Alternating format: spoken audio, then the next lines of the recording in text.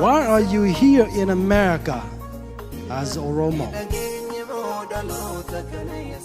I believe it's for such time as this that God put you in this country, the most powerful country in the world, so that you can use your influence in this country, your citizenship in this country to impact change for Oromia.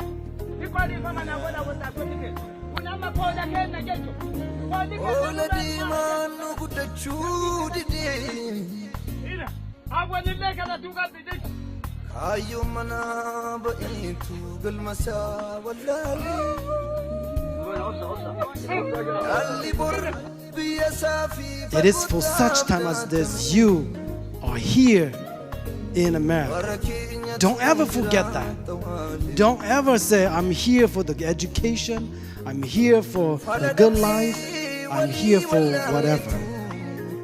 But may it be that whatever that is, it is for such time as this that you are here in America. God foreknew that your people will face this struggle. Your land will be abused, and God sent so many of you here to America to prepare for this day. My brother and sister Oromo, never forget that God sent you here for such time as this. And as your brothers and sisters in Christ, we stand with you.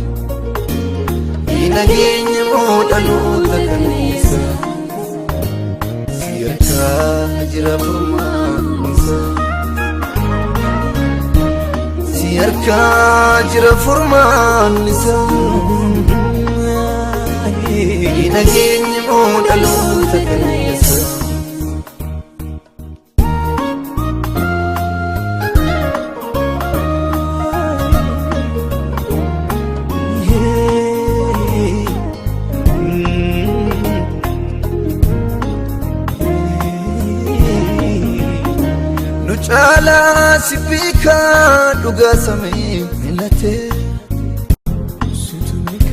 lamiko sarbami fi malta oli kate lola nurra ya itu diditama jirra simmo ejrato duma garara Nuchala sibika duga samilate Lamiko sarbami fi malta oli kate lola nurra yaa'itu dhidhiitamaa jira simmoo ijiraata hundumaa gararra